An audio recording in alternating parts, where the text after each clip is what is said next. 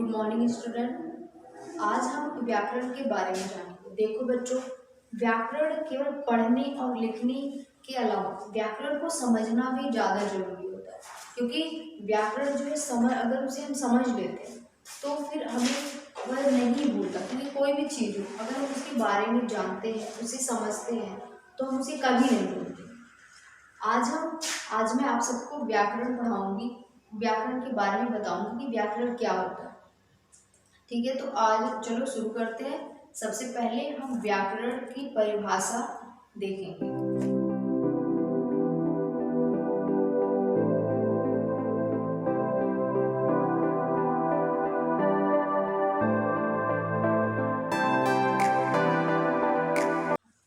व्याकरण क्या है? वह विद्या है जिसके द्वारा हम शुद्ध रूप से पढ़ते, लिखते व समझते हैं, उसे व्याकरण कहते हैं। जैसे श्याम खाना खाती है, ये क्या है? अशुद्ध।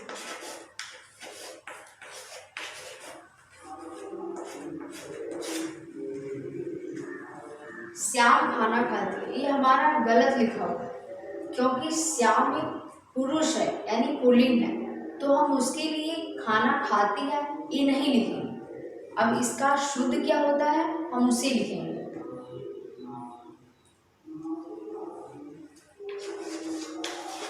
श्याम खाना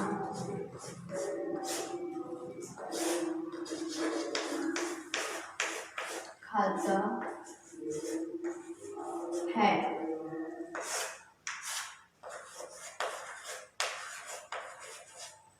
ये क्या है? हमारा शुद्ध है।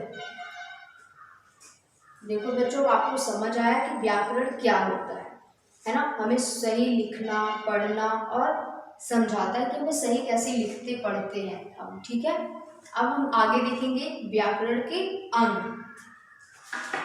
हमें क्या दिखना है? व्याकरण के अंग। व्याकरण के कितने अंग होते हैं हमें अब ये देखना है कि कौन कौन से होते हैं। वैसे तो कई जगह हमने देखा है व्याकरण के 3 अंग होते हैं, किसी बुक में देखा है तो कहीं से ऐसा लगा है कि व्याकरण के 3 अंग होते हैं, लेकिन ऐसा नहीं है, क्योंकि व्याकरण के 4 अंग होते हैं। आज हम देखेंगे कि पहला कौन सा है। ठीक है, पहला हमारा है वर्ड, दूसरा शब्द, तीसरा पद और चौथा कौन सा है? वाक्य।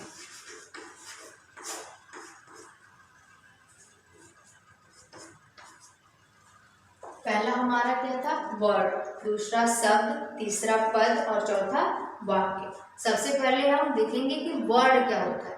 वैसे तो वर्ड भाषा की सबसे छोटी इकाई होती है जिसके हम टुकड़े नहीं कर सकते, लेकिन सबसे पहले हम उसकी परिभाषा देखेंगे, तब समझ आएगा कि वर्ड क्या है और क्यों उसके टुकड़े नहीं किए जा सकते।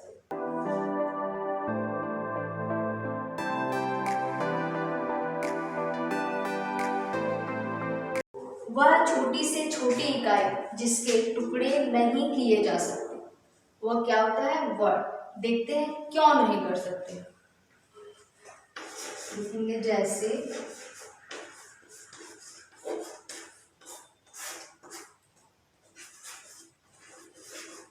इधर ई प्लस ध प्लस अ प्लस र प्लस अ, ये क्या है? हमारा ये सारे वर्ड हैं। ये सब क्या है? हमारे वर्ड है। जैसे ई हो गया, ध है, आ हो गया, र और अ। इन सभी को हम तोड़ नहीं सकते, इनके टुकड़े नहीं कर सकते, क्योंकि यही हमारा क्या है? वर्ड होता है।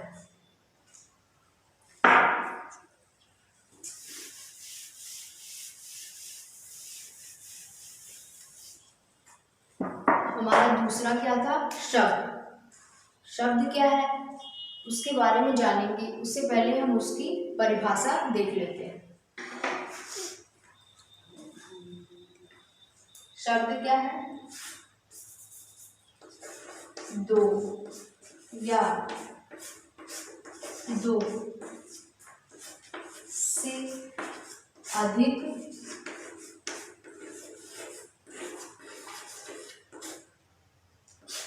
वर्णों के सार्थक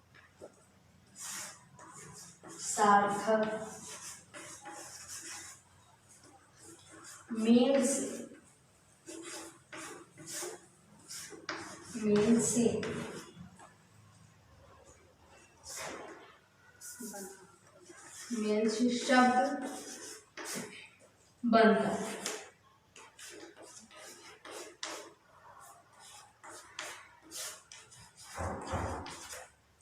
वर्णों का कौन सा मेल होना चाहिए? सार्थक। दो या दो से अधिक वर्णों के सार्थक मेल से शब्द बनता है। यानी हमारा जो वर्ण होता है वो दो या दो से अधिक हो सकता है, उसका मेल जब वो मिले तो उसका सार्थक अर्थ हो, यानी उसका सही अर्थ निकले, तभी हमारा शब्द बनता है। जैसे देख लो, जैसे राजा,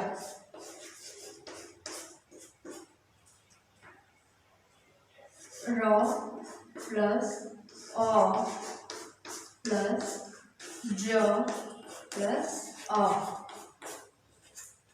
इसमें कितने वर्ड मिले हैं? 4 वर्ड मिले, र, अ, ज और अ। इन चारों वर्णों के मेल से बना है क्या? राजा।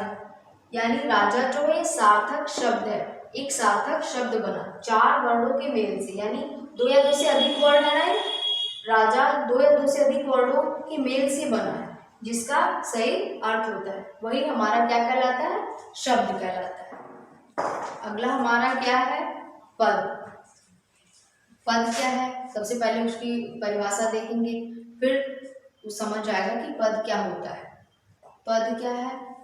जो स्वतंत्र ना रहकर व्याकरण के नियमों में बंधा हो, वही हमारा पद कहलाता है। जो स्वतंत्र न रहकर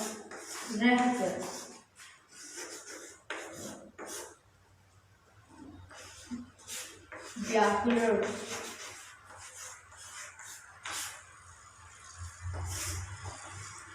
नियमों में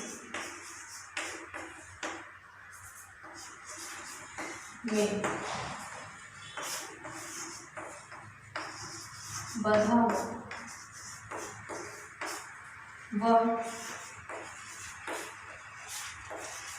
पद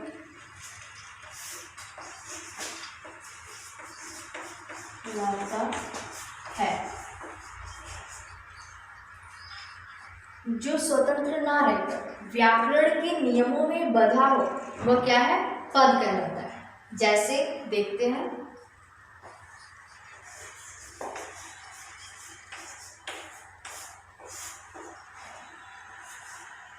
राम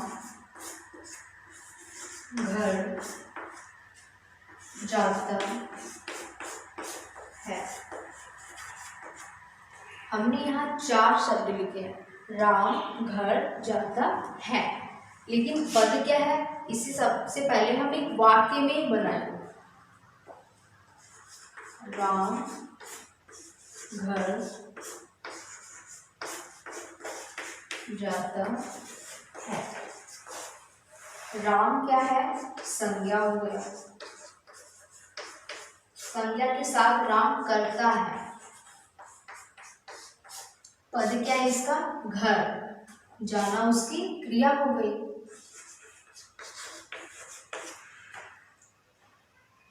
राम एक लड़का है, इसीलिए पुरुष है ना, तो ये क्या हो गया हमारा?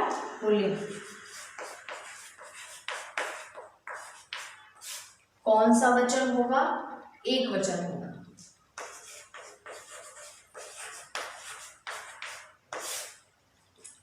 अब आप समझ गए होंगे कि पद क्या होता है। ठीक है, तो अगला हमारा क्या था? वाक्य। अब हम वाक्य के बारे में जानेंगे।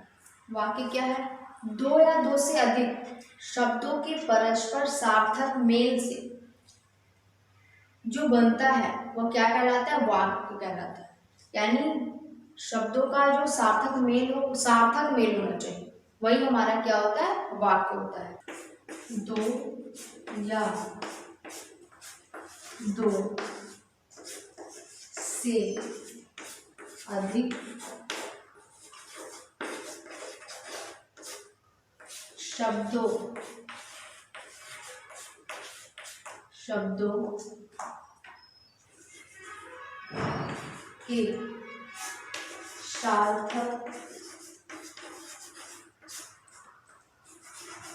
सार्थक मेल से वाक्य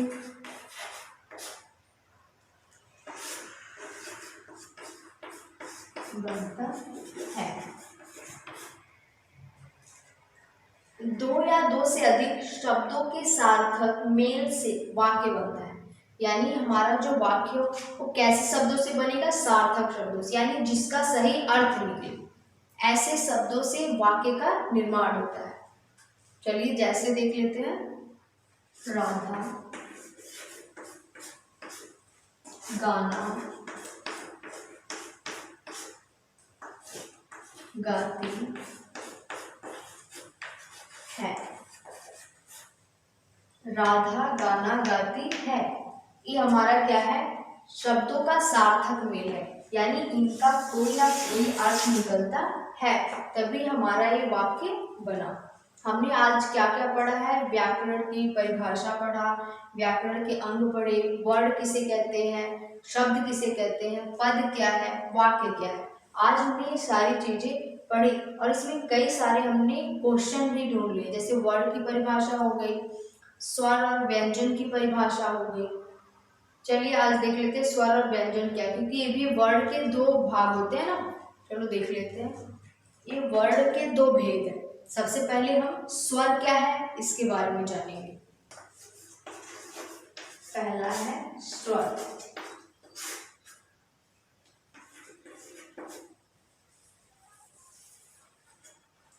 जो स्वतंत्र रूप से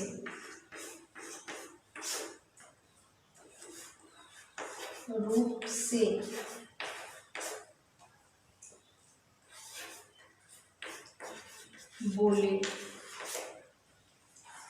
जाते हो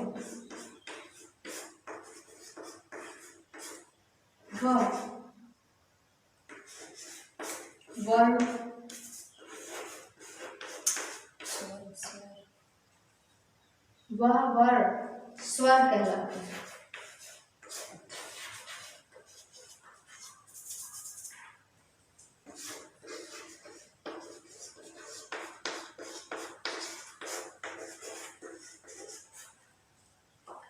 जैसे स्वर कितने होते हैं? जैसे अ से अ तक, है ना, ये क्या है? हमारे स्वर है, जो बिना किसी वर्ड की सहायता से बोला जाता है, यानी स्वतंत्र रूप से बोला जाता है।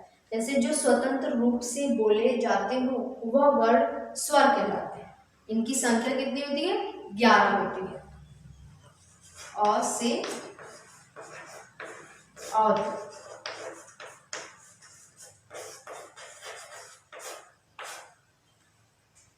अगला हमारा क्या है? व्यंजन। अब सबसे पहले हम व्यंजन की परिभाषा देखेंगे। ठीक है, व्यंजन क्या होता है? जो स्वतंत्र ना रहकर बल्कि वर्ण की सहायता से बोले जाते हैं।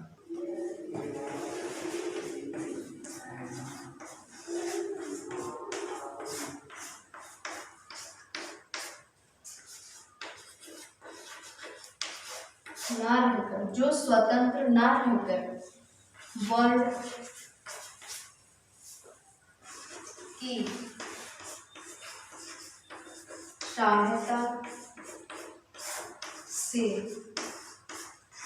बोले जाते हो वह व्यंजन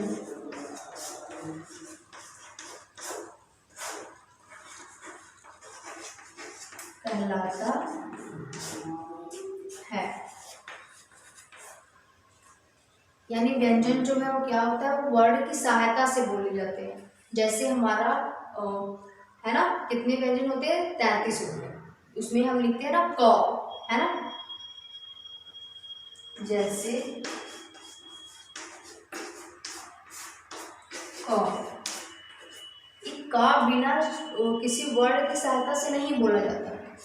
जैसे हमारा हो गया क प्लस अ, वर्ण कौन सी वर्ण की सहायता लेता है, स्वर की सहायता से। व्यंजन जो है वर्ण की सहायता यानी स्वर की सहायता से ही बोला जाता है, तब हमारा बनता है क।